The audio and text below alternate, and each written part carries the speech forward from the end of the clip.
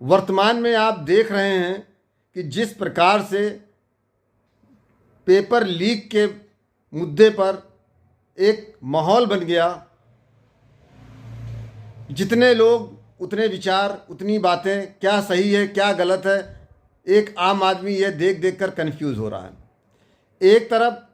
वो छोटे छोटे बच्चे 18-20 साल के जिस प्रकार से प्रदर्शन के नाम पे अभद्र भाषा का इस्तेमाल कर रहे हैं, हरकतें कर रहे हैं, अशोभनीय है और देश के सम्मान को ठेस पहुंचाता है। निश्चित तौर पे उनके ये संस्कार नहीं हैं, ये भारत के संस्कार नहीं हैं। और शायद जिस प्रकार से माफ़ीनामा उनके वीडियो में आने लगे हैं, उससे प्रतीत होता है कि एक माहौल में, भावनाओं में बहकर हमारे जन जी ने ऐसे कदम उठा लिए।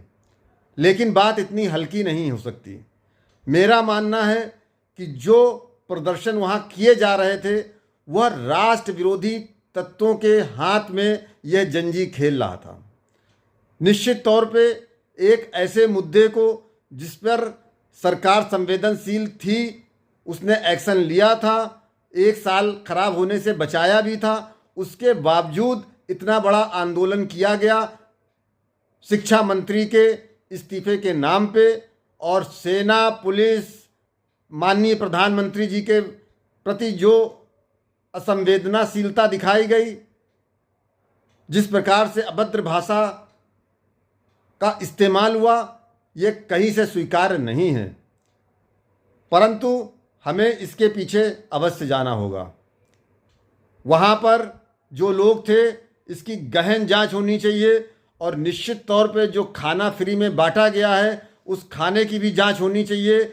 वहाँ पर क्या ऐसे लोग, ऐसे बच्चे, ऐसे विद्यार्थी जो अपने जीवन में अपने माँ बाप की खून पसीने की कमाई लेकर के तैयारी करने आए थे, वो इस तरह की अभद्र भाषा का इस्तेमाल क्यों कर रहे थे?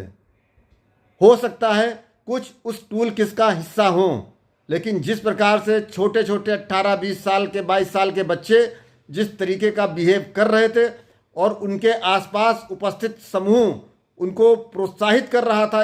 गंदी हरकतों के लिए, कहीं ना कहीं इसमें मुझे संदेह है। अतः मेरा पहला सरकार से ये मांग है कि चूँकि इस मुद्दे पर मेरी प्रायोरिटी नहीं थी, क्योंकि मैं सकारात्मक और भी बोलना चाहता हूँ, लेकिन मैं चाहता हूँ कि इस समय इस देश के सारा विकास जो है इस युवा पीढ़ी के लिए ही होगा, और अगर वो भ्रमित है तो ये सारा विकास धरा रह जाएगा। इसलिए बहुत आवश्यक है कि इस युवा जनजी पीढ़ी के पीछे कौन टारगेट कर रहा है, क्या उनको प्रदर्शन के दौरान ऐसा कुछ खिलाने पिलाने में सर्व किया गया है जिससे वो मानसिक संतुलन खो बैठे हैं, उस समय भावनाओं में बहे हैं, या उनको किसी तरीके से भड़काया गया है।